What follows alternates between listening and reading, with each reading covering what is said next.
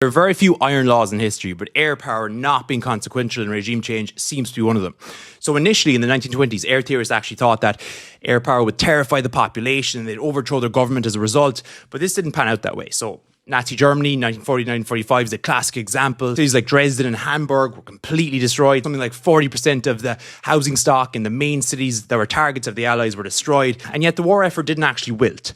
And this is because the coercive apparatus of the state, the Nazi dictatorship, was so deeply embedded. So you saw a similar pattern in North Vietnam. So that's despite the fact that between Operation Rolling Thunder and Operation Linebacker, more bombs were actually dropped in North Vietnam, which isn't that big an area, than there was in the entire Pacific. During the Second World War, there was no regime change in North Vietnam. Operation Linebacker from 1972 onwards under Nixon was a little bit more successful. It did actually get Hanoi to go to Paris for peace talks, so it gained a little bit of leverage, and also it was effective in actually negotiating the release of POWs, but there was no regime change.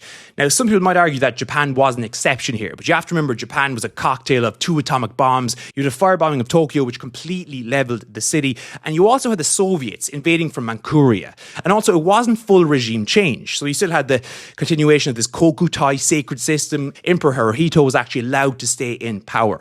So, air power just does not cause regime change in wars. And despite the incredible precision of the recent war effort between America and Israel on Iran, estimates about 300 billion worth of damage. The Ayatollah Khamenei was actually killed on the second day of the war. This still holds. This is because it simply hits the wrong infrastructure. So it hits physical infrastructure. With a deeply coercive and ideological regime like this, it's embedded across society. So for that reason, regime change actually can't be achieved from the air alone. You actually need political forces on the ground. So the barrier is not kinetic, it's actually political or ideological. So for instance, in Nazi Germany, it actually took 2.5 million Soviets heading to Berlin. And you'd need the same thing here in Iran, because Iran is a massive country. And this regime is obviously in place since 1979, and it's been waiting for this moment. This is its survival moment against America.